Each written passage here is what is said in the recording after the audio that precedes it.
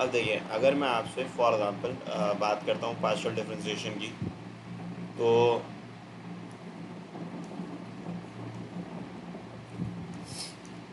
MCQ number 1 इसकी direct मैं आपको ट्रिक बता देता हूँ। वो ये है कि कभी भी ऐसा सवाल आए लॉग का और यूलर थ्योरम की पूरी इक्वेशन लिखी हुई हो, तो आप सिंपली सब्ट्रैक्ट कर दें। क्या सब्ट्रैक्ट कर दें इसमें से?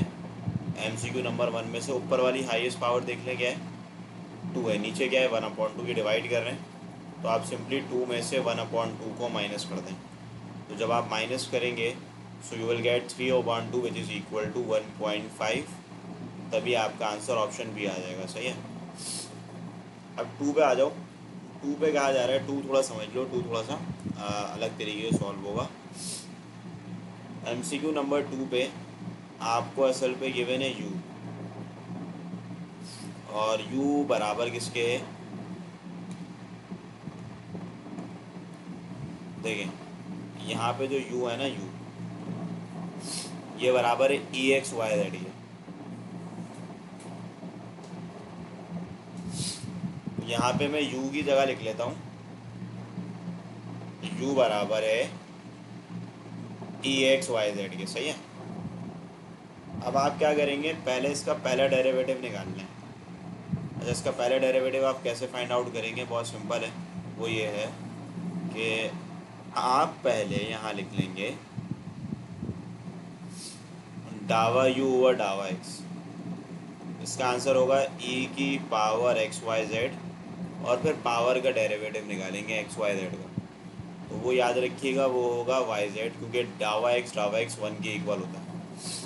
फिर आपने अब इसको with respect to y differentiate करना है, पार्शियल डिफ्रेंशिएट। तो फिर आप लिखेंगे डावा एक्स ओवर डावा वाई। तो ये आपका u हो जाएगा, क्योंकि दोनों पे y वेरिएबल मौजूद है, तो u/u.v का फॉर्मूला लगाएंगे। तो उसमें होगा ये कि पहला फंक्शन रहेगा वैसे ही, दूसरे का डेरिवेटिव लेंगे। वाई जेड का डेरिवेटिव में y की जगह 1, और ये z हो जाएगा सिर्फ, क्योंकि y का derivative with respect to y जो है 1 हो जाएगा। प्लस लिखेंगे, फिर लिखेंगे वाई जेड, और फिर e⁻XYZ, यानी कि दूसरे फंक्शन का डेरिवेटिव लेंगे। तो वो कुछ इस तरीके से आ जाएगा, e⁻XYZ, और पावर का derivative with respect to y करोगे तो ये XZ हो जाएगा। अच्छा, अब क्या करोगे, ध्यान से सुनो, आप इसको थोड़ा सा सिंप्लीफाई कर लो। तो अगर मैं इसको सिंप्लीफाई करता हूँ, so this will become z and this will become EXYZ plus, यहाँ पे मैं लिख दूँगा XYZ², और यहाँ आ जाएगा EXYZ। अच्छा, इसके बाद मैं दोबारा इसको with respect to z differentiate करूँगा। जब मैं विद रिस्पेक्ट टू z करूँगा, तो इधर भी सेम कहानी है कि पहला फंक्शन रहेगा वैसे ही, दूसरे का हम लेंगे डेरिवेटिव। जब दूसरे का लेंगे, यहाँ पे e⁻XYZ वैसी रहेगी, और पावर का डेरिवेटिव XY आ जाएगा। फिर प्लस EXYZ को लिखेंगे वैसे ही, और डावा z 1 के इक्वल होता है। प्लस अब इधर पहले का डेरिवेटिव यानी कि XYZ² का डेरिवेटिव, ये हो जाएगा 2XYZ, और दूसरा फंक्शन रहेगा वैसे ही। अब आप दूसरे फंक्शन का डेरिवेटिव ले लें। दूसरा फंक्शन क्या है? सॉरी, पहला ऐसे ही लिया, और बल्कि पहले का डेरिवेटिव लिया, दूसरे का वैसे ही रखा। आप दूसरे को वैसे ही रखें, बल्कि आप दूसरे का डेरिवेटिव लें, पहले को वैसे ही रखें ना। तो दूसरे का डेरिवेटिव ये हो जाएगा EXYZ, और XZ जो है वो 1 हो जाएगा, XY आ जाएगा। फिर उसको आप XYZ² यानी कि पहले से मल्टीप्लाई कर दें। जब इसको आप सॉल्व करेंगे तो देखो, ये भी e⁻1 बन जाएगा, क्योंकि 1 को मल्टीप्लाई करना है। 1 × 1 × 1 1 हो जाएगा। यहाँ भी e⁻1 आ जाएगा। यहाँ XYZ की जगह आप 1 लिखोगे, और ये e⁻1 हो जाएगा, और ये भी e⁻1 हो जाएगा। तो टोटल जवाब बन जाएगा 5e। तभी आप लोग ऑप्शन ए को मार्क कर देंगे, that will be equal to 5e। थोड़ा लेंदी क्वेश्चन था, लेकिन ये है आपकी बुक में, तो मैंने करवा दिया।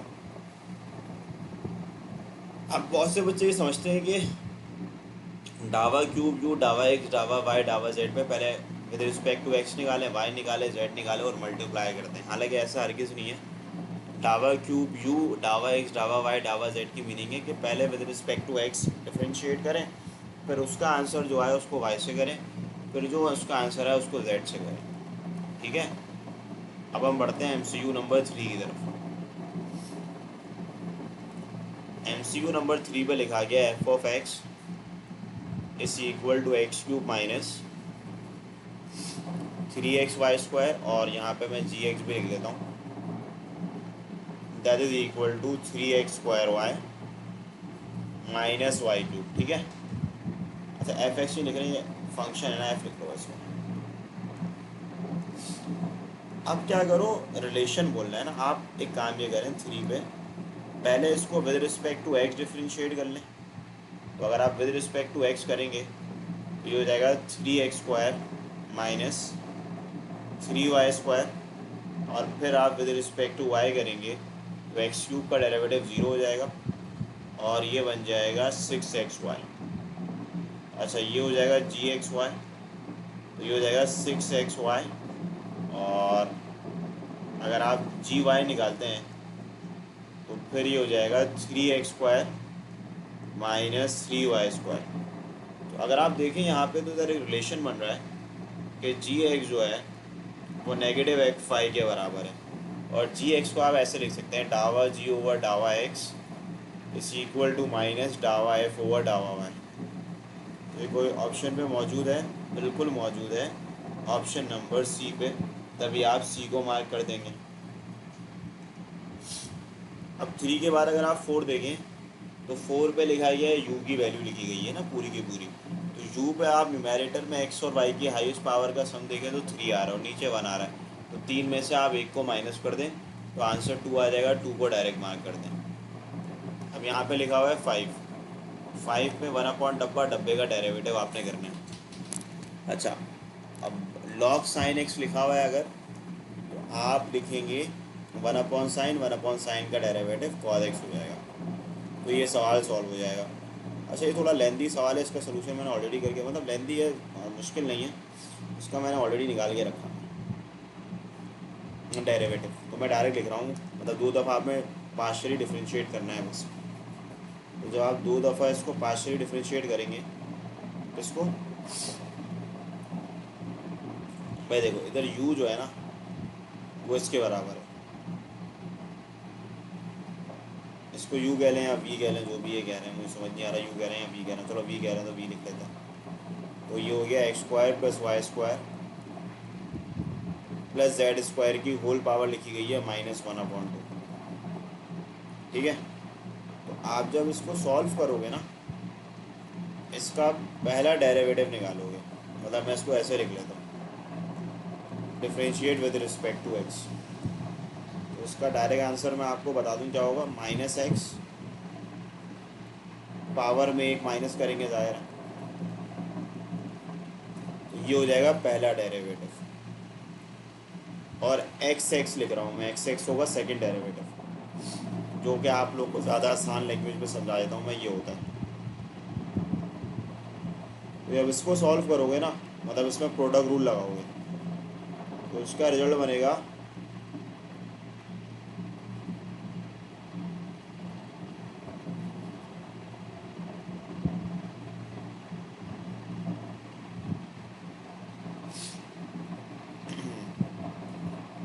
3x² x² plus y² plus z² whole power -5/2, फिर इसी के आगे नेगेटिव, थोड़ी और चाहिए होगी, काम ये करते हैं ना, इसको यहाँ से कॉपी करते हैं,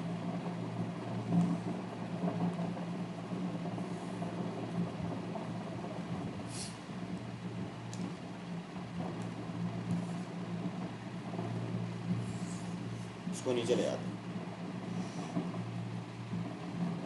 और इसको इरेज कर देते हैं, इसके आगे से कंटिन्यू कर लेते हैं। भाई देखो ये MCQ नंबर कौन सा है आपका, MCQ नंबर 6 है। तो जब हम इसका सेकंड डेरिवेटिव लेंगे तो ये हो जाएगा minus x square plus y square plus z square whole power minus 3/2। ये सेकंड डेरिवेटिव हो जाएगा। इसी तरीके से अगर आप फॉर एग्जांपल v ओवर डावा वी वाई स्क्वायर निकालेंगे ना, तो फिर x की जगह मतलब सेम आंसर आएगा, x की जगह y आ जाएगा।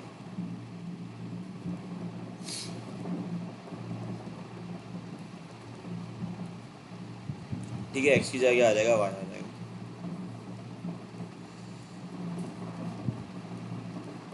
इसी तरीके से आप लोग जब with respect to z calculate करेंगे तो ये हो जाएगा 3z² और ये हो जाएगा x square plus y square plus z square minus 5/2 और यहाँ नेगेटिव आ जाएगा।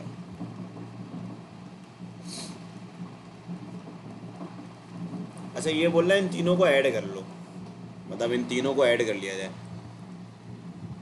तो एक काम ये किया जा सकता है कि देखो इन तीनों में से 3 और x square plus y square plus z square की होल पावर माइनस 5/2 कॉमन निकाल लेते हैं ऐड करने के बाद ना। तो जब हम कॉमन निकालेंगे तो फिर यहाँ पे माइनस 5/2 में निकाल लेता हूँ कॉमन, तो यहाँ बच जाएगा सिर्फ x square plus y square plus z square. ठीक है, क्लियर है ना यहाँ तक आप लोग को? सेम तरीके से इन तीनों को ऐड कर लो तो ये -1 -1 -1 -3 हो जाएगी।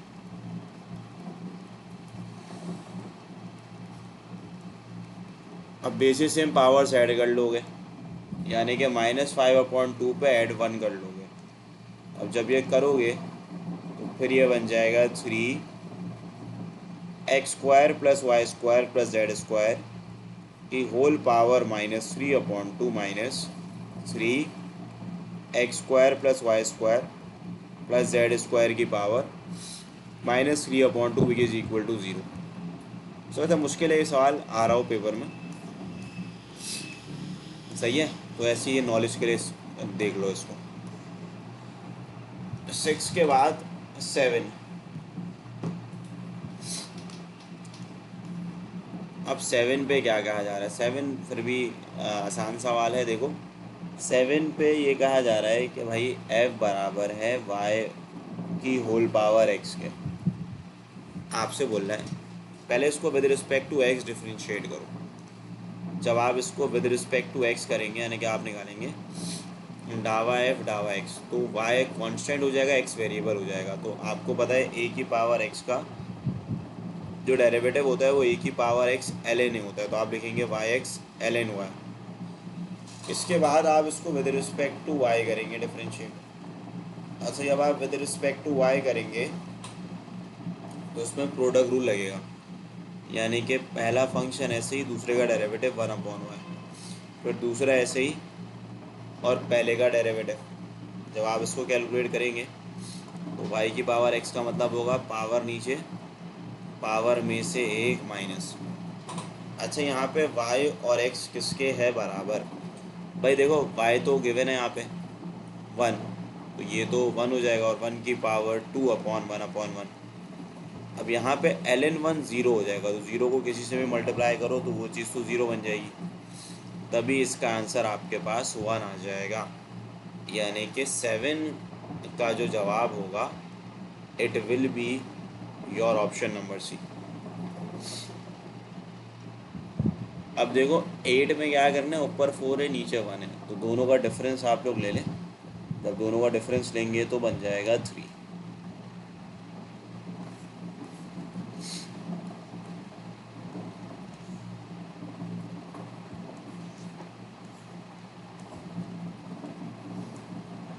अच्छा, 9 10 11 देख लेते हैं।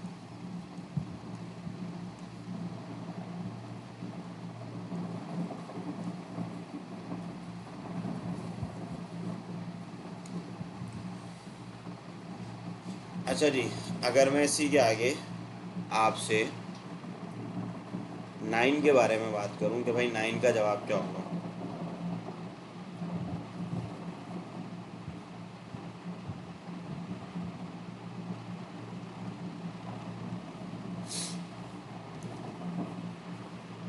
हाँ राफे प्रोवाइड कर दूंगा मैं, ठीक है भाई। 2 - 1 कर लीजिएगा आप लोग, जाहिर सी बात है उसका आंसर 1 हो जाएगा। अब यहाँ पे देखिए क्वेश्चन नंबर 10, क्वेश्चन नंबर 10 पे लिखा हुआ है h equal to ten inverse x upon 1। तो टेन इनवर्स लिखें और x की जगह आप लिखते हैं u प्लस वी और y की जगह लिखते हैं u माइनस वी, लिख दिया। अब इसका डेरिवेटिव ले लें विद रिस्पेक्ट टू v। तो जब आप इसका with respect to v partial derivative लेंगे तो ये होगा 1/1 प्लस एक्स स्क्वायर यानी कि u प्लस वी और u माइनस वी का होल स्क्वायर। अब आप इसका डेरिवेटिव लेंगे u plus v u minus v का, तो उसमें जो भी फंक्शन डिनोमिनेटर में है आप इसका स्क्वायर करेंगे। सेकंड फंक्शन ऐसे ही पहले का डेरिवेटिव 1 हो जाएगा, प्लस पहला ऐसे ही और -1 हो जाएगा u माइनस वी का डेरिवेटिव। अच्छा न्यूमरेटर में आ जाएगा u माइनस वी और फिर यहाँ आ जाएगा नेगेटिव u नेगेटिव v। अब यहाँ पे आप लिखोगे u माइनस वी का whole square plus u plus v का होल स्क्वायर अपॉन पे आ जाएगा u माइनस वी का whole square multiply by 1/u minus v का होल स्क्वायर। ये इससे कैंसिल आउट हो जाएगा। अब यहाँ से u कैंसिल हो जाएगा। अब जैसे ये कैंसिल होगा तो बचेगा क्या, सिंपल सी कहानी है, यहाँ बच जाएगा -2। अच्छा एक चीज़ मैंने गलत लिखी है, आप लोग ने मुझे बताई नहीं, वो ये है कि कोशेंट रूप है प्लस थोड़ी आता है माइनस आता है ना। तो जब माइनस आएगा तो ये माइनस माइनस प्लस हो जाएगा और फिर ये दोनों प्लस हो जाएंगे। तो जब ये दोनों प्लस हो जाएंगे तो सिंपल सी कहानी ये है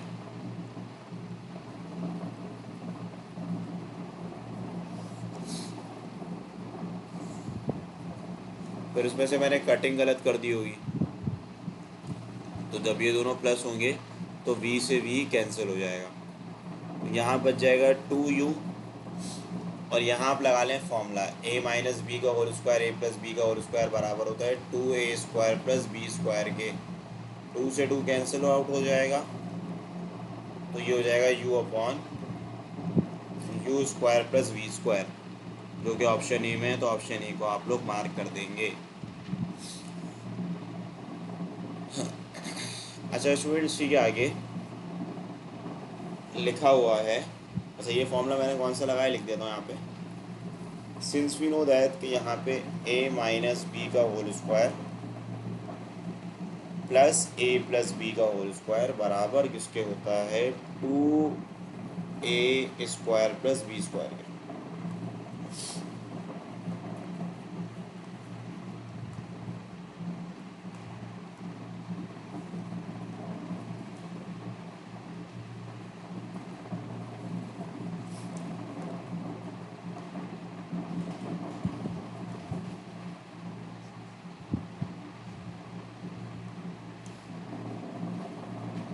अच्छा देख, तो 11 पे लिखा हुआ है डोमेन। तो डोमेन में क्या होगा कि x माइनस वाई 0 के इक्वल नहीं होगा, यानी कि y जो है वो x के इक्वल नहीं होगा। तो आप ऑप्शन बी को मार्क कर देंगे। अब रही बात 12 की, तो 12 में आप बोलोगे square root x plus y हमेशा greater than and equal to 0 होगा। तो आप taking square on both side करोगे तो ये कहानी बन जाएगी। So y must be greater than and equal to minus का x, तो ये ऑप्शन डी हो जाएगा। अच्छा रही बात 13 की, तो 13 पे ये कहा जा रहा है, इसके अंदर अभी अगर आप लिखोगे so 1 minus 2x plus y must be greater than equal to 0। तो आप लिखोगे 1 minus 2x plus y greater than equal to 0, तो y greater than equal to 2x minus 1, यानी कि ए पे मार्क कर दोगे। द ट्रू स्टेटमेंट अबाउट, अच्छा 1 और -1 को पुट कर लें तो वैल्यू ऑफ द फंक्शन तो डिफाइन नहीं है, लिमिट एग्जिस्ट करेगी बिल्कुल x प्लस वाई का होल स्क्वायर कर लेना। तो ये तो लिमिट एग्जिस्ट कर रही है। और फंक्शन इज़ कंटिन्यूस हो नहीं सकता क्योंकि value of the function is not defined. वैसे ये दोनों सही है, लेकिन मतलब बी और डी दोनों ही ठीक है। पार्शियल डेरिवेटिव ऑफ, क्योंकि देखो लिमिट बिल्कुल इस तरीके से डिफाइन करेगी कि आप इसको लिख लें एक्स प्लस वाई का होल स्क्वायर और अपॉन पे एक्स प्लस वाई लिख दें। तो ये आपने लिख दिया, तो ये लिमिट डिफाइन कर रही है इसकी। Partial derivative with respect to x at -1, तो भाई ले लेते हैं डेरिवेटिव। तो जब हम विद रिस्पेक्ट टू एक्स करेंगे तो ये हो जाएगा 2x वाई जेड क्यूब, फिर x की जगह -1, y की जगह 1, z की जगह 1 लिख देंगे। तो फिर इसका आंसर -2 आ जाएगा। अब यहाँ लिखा हुआ है domain of f of x y, तो डोमेन जब आप निकालोगे तो ये ज़रूरी है कि square root of x minus y greater than equal to 0 होगा। तो आप लिख सकते हो x greater than equal to y और y lesser than equal to x। x greater than equal to y मौजूद है ऑप्शन डी में।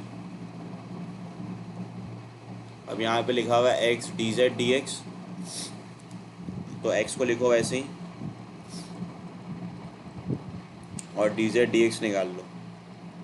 तो ये हो जाएगा 3x स्क्वायर वाई और ये हो जाएगा 4x वाई स्क्वायर। y को लिखो वैसे ही, फिर इसको with respect to y differentiate कर लो। तो ये हो जाएगा एक्स क्यूब और 2 टू द 4 एक्स स्क्वायर हो जाएगा और y रहेगा वैसे ही। तो अगर मैं इसको सॉल्व करूं तो ये हो जाएगा 3x cube y plus 4 x square y square plus x cube y plus 4 x square y square. तो ये हो जाएगा 4x क्यूब वाई और 8x स्क्वायर वाई स्क्वायर, यानी कि 17 का आंसर ऑप्शन ए आ जाएगा। ऐसे याद रखना, अगर चेंज इन एक्स होता है तो इसका आंसर एफ ऑफ एक्स आता है। बेटा अगर चेंज इन वाई होता है तो ये एफ ऑफ वाई का फॉर्मूला होता है।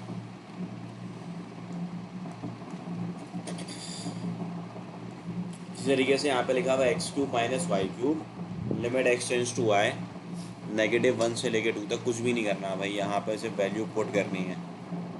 एक्स की जगह लिख देना -1 और वाई की जगह लिख देना 2 का क्यूब। तो यहाँ पे 1 - 8 लिख देता हूँ और 1 - 8 होगा, सॉरी ये -1 है ना, तो -1 -8 -9 हो जाएगा। तो ये आपका ऑप्शन है आ जाएगा। ठीक है, तो ये काम आप लोगों ने कर लेना है स्टूडेंट्स। ठीक है, तो इंशाल्लाह ये है कि कल मैं आप लोग को वेक्टर डिफरेंशिएशन और इंट्रोडक्शन टू न्यूमेरिकल मेथड के एमसीक्यूज़ करा दूंगा, तो आपकी पूरे बुक के एमसीक्यूज़ सॉल्व हो जाएंगे। ठीक है, ठीक है बच्चों, ओके, अल्लाह हाफ़िज़।